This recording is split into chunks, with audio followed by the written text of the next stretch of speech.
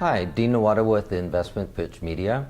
Today I have Brian Fowler with Engineer Gold Mines, a newly listed TSX venture listed company under the symbol EAU. They have about 20 million shares outstanding and currently trade at about 10 cents. So Brian, while Engineer has only been recently listed, I understand that you've got lots of the permits and things set up and ready to go. But before that, maybe you could give us a little background on Engineer. Certainly. Engineer is a historic high-grade gold mine, former producer. Zenith was in between 1918 and 1927. The mine produced 18,000 ounces of gold at 39 grams per ton grade and 9,000 ounces of silver at about 18 grams per ton. The property is situated 32 kilometers west of Atlan, BC, in the northwest corner of BC. It's accessed primarily by barge and float plane and a helicopter or ski-equipped plane in the wintertime. The property is 100% owned by Engineer Gold Mines, and we've acquired it about a year ago, and the company's been trading since last June. So yeah, we're fresh out of the gate. Oh, that sounds super. So I also understand that then you've identified like a small but high-grade resource on two of the veins. So does that mean you're ready to mine and mill?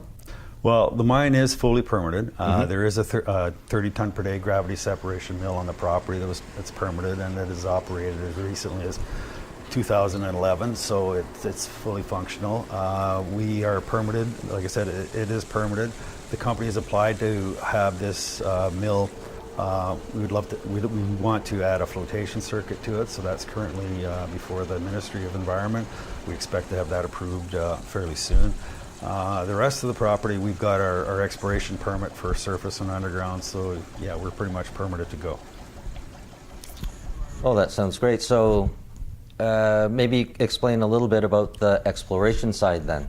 Okay. The mine, it was a shaft mine. There's 8 levels, about 5.6 kilometers of drifts and raises on it. Past production came primarily from 2 veins, the Engineer vein and the double-decker vein. There are more than 25 other veins known on the property to date that have received very little in terms of exploration. There's been very little drilling on the property over the years. Engineer really has not had the benefit of a modern day exploration effort. The deposit, if I could talk a bit about the geology, it's called a low sulfidation epithermal deposit. It's got unique characteristics about Engineer is the high-grade gold, which occurs primarily as electrum with a black mineral called roscolite. And this is very rare and unique, and not many deposits have this characteristic, and the ones that do are pretty large and significant deposits. The big one being Cripple Creek in California. It's had over 27 million ounces of gold past production. There's another mine in Fiji, the Emperor, that produced 7 million ounces of gold. So Engineer's got the earmarks for something that could be quite substantial, quite large. But it's never had the benefit of any kind of modern day exploration program on it. It's only had about 20 drill holes on it since 2008. And so there's tons of targets, and what we want to do now is explore those targets. This past year, the company purchased and barged in a D6 bulldozer and a Samsung excavator.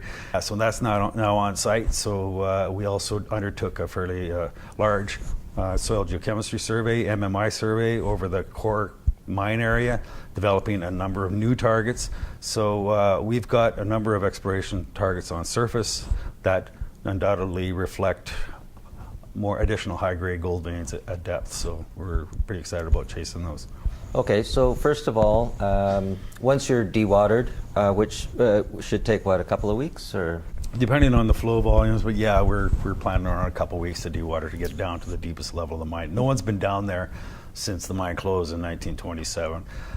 2 of the veins bottomed out, and we know the mineralization extends below that from previous drilling. So yeah, so we're excited about getting down there, mapping it, sampling it, and And you're going to drill from underground as well, And the like idea- laterally? Exactly, yes. The idea would be to get down there, map and sample it, put everything together so we fully understand the geometry and the controls. And then, yes, then we want to do, there's a number of other veins that have been hit underground but have never been developed or never had any resources on them. But now we'll be in a position to be right in the thick of things, and we'll be able to drill them. And at depth as well? Absolutely. Okay. Yeah. This property has no drill holes deeper than 200 meters. So for an epithermal system, that's like just on top of this thing. So yeah, there's excellent depth exploration potential as well as along strike. Okay, so then from surface then as well, as you mentioned, you've got the equipment. What do you think the extent is currently that you see as far as exploration at surface? What's known about the engineer and double-decker vein now, they're about half a kilometer long, and they're known to extend more than 200 meters of depth, and they're still open. So that's fairly substantial. Like I said, there's more than 25 of them known on the property. So all things equal, we should probably have a number more like that or better. There's two large shear structures that go through the heart of the property, and we've got over 6 kilometers of those zones. We know from past drilling, this shear zone, this one called shear zone A, particularly has significant intervals of what's called hydrothermal breccia, broken quartz rock and wall rock that's enriched in gold, silver, arsenic, and antimony. We've got an excellent target there, and we plan on stepping out along strike and at depth along that, looking for high-grade gold mineralization as well as lower-grade bulk tonnage style mineralization in the shear zones. Okay, just to be clear, really, this is the first time in history that the mine has had, or that area has had heavy equipment to properly explore at surface. Absolutely. Yeah, and we're excited about that, and that's why we purchased equipment and brought them in, because the soil, we know the soil geochemistry, the MMI works from work that's been done in the past, and the overburden is not that deep. So yeah, we feel very confident that we'll be able to get into a lot of these veins and new targets quite easily. Excellent. I was going to say, this really reminds me a lot of Barkerville Gold and how it started around old underground workings, and look at it now, it's multi-million ounces over 2 mountains. So we really look forward to the string of news that you'll have coming out this year. Look forward to it. As do I. Thanks. Thank you. It sounds like there's a lot of activity for this year.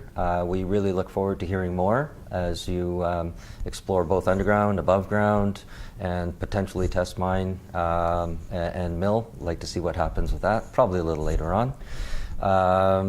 If people want to know more, you have technical reports, etc. Where can they get that?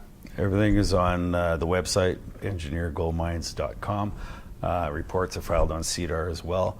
We're going to be very busy going forward, and we should have a fairly decent news flow going forward, so we're looking forward to it. Thanks very much, Brian. Thank you.